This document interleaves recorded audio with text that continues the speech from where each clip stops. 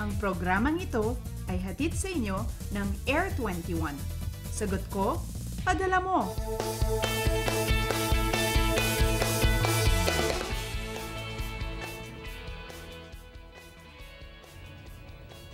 Good morning, Pilipinas! It's a brand new day. Gising na po kayo. Time check muna tayo. Philippine Standard Time po natin ay 4:59 na po ng umaga. O mga kababayan, huwag pong kakalimutan ang breakfast at pati na rin pong mag-vitamins tayo araw-araw. Alam niyo, mahirap po ang magkasakit at talagang napatunayan ko po yan nitong mga nakalipas sa araw. Bukod po sa sakit ng katawan ay masakit rin po talaga sa bulsa ang pagkakasakit. Kaya naman po sa abot ng ating makakaya alagaan at ituring po natin na kayamanan ang ating kalusugan. At tandaan rin po natin, i-maintain po natin ang energy and happiness dahil sa lahat po ng mga pagsubok na dadaan, kakayanin po natin yan. Masayang-masaya po ako na makasama kayo ulit ngayong umaga, live mula sa Pag-asa Weather and Forecasting Center. Ito po ang Panahon TV na mula Lunes hanggang Linggo, una maghatid sa inyo ng pinakabagong ulat panahon. Kasama niyo po ngayong Webes ang umaga, May 22, 2014. Ako po ang inyong weather lover, Amor La Rosa. At mga kababayan, ngayon po ang ikalawang araw nito nga World Economic Forum on East Asia. At sa pagkakataong ito nga po ay pangungunahan yan ng Pilipinas. Ang tema para sa taong ito ng 2014 ay Leveraging Growth for Equitable Progress. Dito bibigyan pansin ng mga infrastructure projects at kung papaano ito magiging tulay sa pag-unlad pa ng ekonomiya. Highlight rin po dito ang pagpapakilala sa Pilipinas bilang isang magandang investment arena. Ibig sabihin, isa po itong pagkakataon para sa ating bansa na makita at makilala rin sa ibang mundo at sa iba pang bahagi ng ating mundo tungkol po yan sa economic forums at pati rin po dito sa investment opportunities. At dahil nga po sa forum na ito, may advisory lang po tayo tungkol dito sa road closure at ganoon po sa rerouting ngayong May 22, 2014. Ayon po ay Thursday from 10 a.m. to 7 p.m. po ay magsasara po ang mga kalye o dyan po ay malapit dito sa Makati Shangri-La Hotel. So yan po, ibahagi po natin yan para po sa ating mga kakilalang motorista para po maiwasan po nila yung hassle ngayong araw na ito. At sa ating balita naman, Martes po ng gabi naganap ang forest fire sa paanan ng Mayon Volcano. Ayon po sa mga ulat, tumagal po ito ng halos 7 oras. At ayon naman po sa Bureau of Fire Protection at ng OCD o Office for Civil Defense, naagapan naman po ang paglawak ng apoy sa nasabing area. Ayon naman po kay Albay Governor Joey Salceda ay wala naman pong naitalang nasaktan mula po yan sa forest fire na ito. At initurong dahilan po nito ng sunog ay ang kaingin at ang mainit na panahon at ang mga tuyong damo po ang naging sanhi naman ng pagkalat ng apoy. At sa iba pang balita, nakaranas naman po ng pag-ulan ng yelo sa ilang bahagi ng Rizal kahapon, kabilang po dito ang San Mateo at ganoon din po ang Rodriguez. Naganap ito bandang alas 2:30 ng hapon kahapon matapos po maranasan rin ang malakas sa pag-ulan dulot po yan ng thunderstorm. Ang thunderstorm po kasi mga kababayan, bukod po sa pagkidlat at pagkulog, pati na rin po sa moderate to heavy rains, ganoon din po sa gusty winds, ay maaari rin po yung magdulot ng pag-ulan ng yelo o hail, lalo na po kung ito ay severe thunderstorm na. Ang thunderstorm ay nade-develop mula po yan sa cumulonimbus cloud na kadalasan pong nabubuo sa hapon o sa gabi dahil po yan sa matinding init ng ating panahon. At ganun po para po malaman natin kung mauulit nga ba yung ganitong klase ng ating panahon na naranasan po kahapon, ay makakasama po natin ng isang weather forecaster na Pag-asa, walang iba kundi si Mr. Alvin Pura. Good morning, Mr. Pura. Good morning sa iyo, Amor, at good morning din sa inyo mga viewers. Mr. Pura, unahin na po natin ito. No? Pag-usapan po natin ang tungkol dito sa El Nino dahil nga po nakapaglabas ng Pag-asa ng El Nino Watch itong mga nakalipas sa araw. So, ayon po dito sa inyong El Nino Watch na ito, ay kaya po tayo nagkaroon ng possible onset ng El Nino ay ito po nga dahil sa pagtaas nito nga SST o yung sea surface temperature. So, ano po ba ito nga sea surface temperature na ito at papaano po ba natin nakukuha yan? Papaano ba natin nalalaman yung temperatura ng ating karagatan? At meron po bang certain depth o yung itong lalim para po makuha itong sea surface temperature na ito? Yes, Amor, yung ating sea surface temperature or SST nga ay ang temperatura sa ibabaw ng karagatan or malapit sa ibabaw ng karagatan. Yan po ay nasa pagitan ng 1 mm hanggang sa 20 meters na lalim. Yung ating sea surface temperature nung mga nakaraang taon o yung mga hindi pa uso yung ating teknolohiya ay sinusukat lamang sa pagkuha ng tubig at sinusukat sa pagitan ng paggamit ng thermometer sa mga barko at sa paggamit din ng mga weather buoys or mga palutang. Subalit nung nauso ang ating mga satellite na ginamit po yan sa pagtaya ng panahon, nauso rin po ang paggamit ng mga satellite sa pagsukat ng temperature. Gamit po ang infrared. Nire-reflect po niyan ang init ng araw. So pagbalik po niyan sa ating satellite or pagkakuha ng data niyan, napapakita na po niyan kung gaano kainit yung ating temperatura ng ating sea surface o yung ating temperatura sa ibabaw ng karagatan. Base nga sa ating pagtaya, bahagya pong umiinit yung ating sea surface temperature. Kaya po tayo nakapagtaya na posibleng magkaroon ng El Nino dahil tumataas po ito sa average na sea surface temperature na ating nakukuha. Ayan po mga kababayan. So ito po nga SST o yung sea surface temperature na ito, yan po yung napag-uusapan natin ngayon.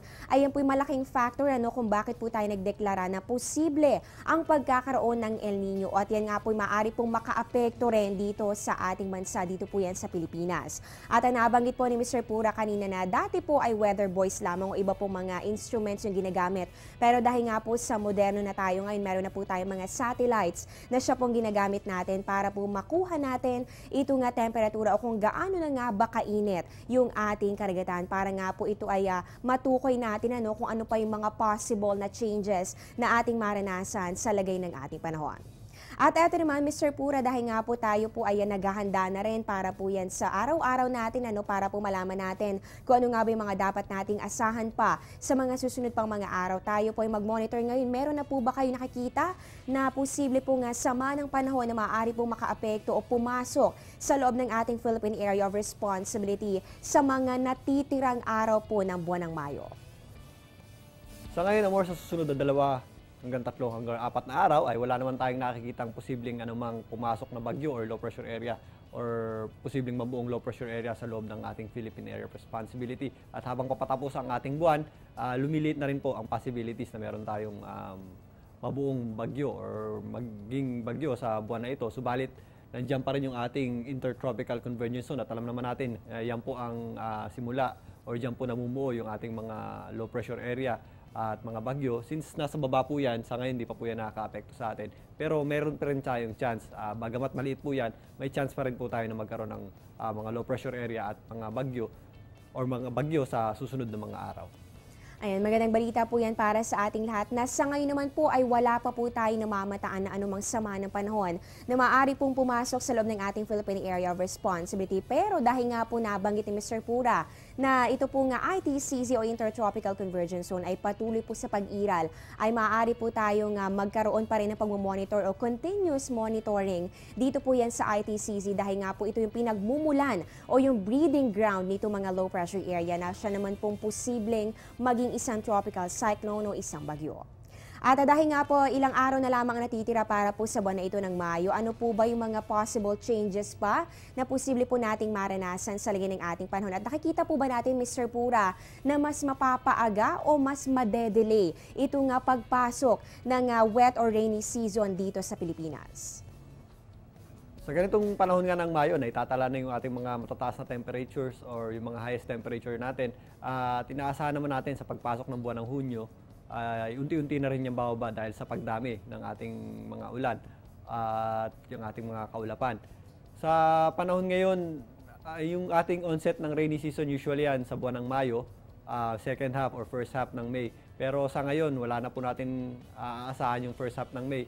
At ngayong second half ng May, less likely pa rin na mag-onset tayo ng rainy season dahil hindi pa rin po nagsisimula or hindi pa rin malakas yung ating southwest monsoon or habagat. So posibleng sa first half hanggang second half ng June natin naaasahan ang onset ng rainy season.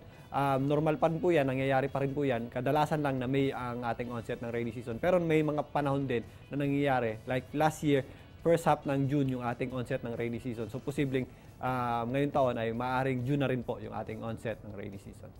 So ayan po, naintindihan po natin na usually o kadalasan nga po ito po nga onset ng rainy season dito po sa ating bansa ay nangyayari kapag po yan first or second half ng buwan po yan ng Mayo. Pero sa ngayon po na nasa second half na po tayo ng May, ay sa ngayon po maliit pa naman yung posibilidad na tayo ay mag-declare na ng onset ng tag-ulang panahon dito sa ating bansa. At maaari po na sa first half naman po ng June ay maranasan na po natin yung epekto nito po nga tag-ulang panahon dahil nga po sa ngayon ay patuloy po nating binabalik babantayan ang paglakas pa nito nga southwest monsoon o yung hanging habagat na siya pong malaking factor para po yan sa pagpasok ng rainy season dito sa Pilipinas. At Mr. Pura, ito naman po ano pong inaasahan nating lagay ng panahon para sa araw na ito ng Huwebes. Magiging mainit pa rin po ba ang panahon natin? At mararanasan pa rin po ba o mauulit ba ulit itong mga thunderstorm at yan pong pag-ulan ng yelo na naranasan po kahapon sa ilang bahagi ng Rizal? Yes, Amor, posible pa rin meron tayong mga thunderstorm ngayon, bagamat fair weather po ang inaasahan natin sa malaking bahagi ng ating bansa. Yung ating intertropical convergence zone, bahagya po yung bumaba at hindi na po yan nakaka-apekto dito sa bahagi po ng Mindanao. So ang Mindanao, Visayas, makakaranas po yan ng easterlies at fair weather naman ang ating inaasahan dyan. Maliban nga sa mga localized thunderstorms, usually pagsapit ng hapon at gabi. At ang ridge ng high pressure area ay umaabot pa rin or nag-extend pa rin sa Luzon, kaya mainit pa rin ang ating temperature or ang ating temperaturang maaasahan at maaliwalas po ang ating panahon. At pagsapit nga ng hapon at gabi, nagiging mas maulap tayo at meron tayong mga chances na thunderstorms na maaari ding magdala or magpaulan ng yelo at mga pagkulog at pagkidlat. Okay, good news ulit yan para sa ating lahat. Bukod po sa wala pa tayo na monitor na anumang weather disturbance sa ngayon, ay makakaranas pa rin po tayo ng magandang panahon sa malaking bahagi ng ating bansa. Dahil po ito sa pag-iral nito nga ridge ng high pressure area. Ganun din po nito nga easterlies na makaka-apekto po sa Visayas at sa may Mindanao area. Pero nabanggit nga po ni Mr. Pura na maaari po maulit pa rin ang mga pag-ulan dahil po yan sa thunderstorm. Lalong-lalo na po yan pagsapit ng hapon o kaya naman ay sa gabi. At kanina Mr. Pura, nabanggit mo rin ang tungkol dito sa patuloy pa rin na pag-init ng ating panahon. So sa ngayon pag-usapan natin, saan-saan ba natin naitala yung pinakamatataas na temperatura kahapon, araw ng Miyerkules? Amor, sa Tuguegarao City, nakapagtala tayo ng 38.5 degrees Celsius. Medyo mataas po yan. At dito sa area ng Cabanatuan City, meron tayong naitalang 38.3 degrees Celsius. Sa may Sangli Point, Cavite naman, nakapagtala tayo ng 36.5. At sa ISU, Isabela, sa ating Agromet Station, nakapagtala po tayo ng 36.2. Bahagya po yung bumaba. Sa Dagupan area at Port area Manila, nakapagtala po tayo ng 36.0 degrees Celsius. Dito naman sa Science Garden, bahagya rin po yung bumaba. Nakapagtala po tayo ng 35.6 degrees Celsius. So ayan, kitang-kita po natin na napakainit po na nga naranasang panahon ng ating mga kababayan, lalong-lalo na dyan po yan sa may Tuguegarao City, ganoon din po sa may Cabanatuan na umabot nga po ng higit sa 38 degrees Celsius. So ayan po, patuloy po nating babantayan ang pag-akyat ng ating temperatura sa mga susunod pang mga araw. Ay maraming salamat po Mr. Alvin Pura sa bilahang impormasyon tungkol sa lagay ng ating panahon. Meron ka na lang ba mga reminders o mga paalala para sa ating mga kababayan, lalong-lalo na ngayon na ilang araw na lamang ang nalalabi dito sa buwan ng Mayo at marami pa tayong dapat asahan sa lagay ng ating panahon? Maraming salamat din sa iyo, Amor. Ugaliin natin magdala pa rin ng payong, bagamat napakainit sa umaga, may chances pa rin tayo ng mga pag-ulan sa hapon at sa gabi at may mabisang pananggalang sa init ng araw din ng payong kaysa sa pag-boost ng ulan. Natunghayan nga po natin ang isang weather forecaster na Pag-asa, walang iba kundi si Mr. Alvin Pura. At ngayon naman po, i-check po natin ang ating sunrise at ang sunset. Sisikat po ang ating araw mamayang 5:26 ng umaga at tulubog naman po yan 6:18 ng gabi. Para po sa ating moonrise, yan po ay 12:17 AM at para po sa ating moonset, yan po ay 12:30 PM at para po sa ating illumination, meron po tayong 45% at para po sa ating face of the moon, magkakaroon po tayo ng new moon sa darating po yan na May 29, 2014. Kapag po ganitong new moon, inaasahan po natin na malakas po itong gravitational pull, kaya maaari po na makaranas din tayo ng mas mataas kaysa sa normal level ng ating high tide at mas mababa naman kapag meron po tayong low tide. And speaking of tides, ito na po ang ating tidal predictions mula po yan sa NAMRIA. Ang high tide po natin 3:37 PM, yan po ay 0.86 meters. At ang low tide po natin 11:31 PM, yan naman po ay negative 0.02 meters. Magbabalik pa po ang Panahon TV pagkatapos ng ilang mga paalala.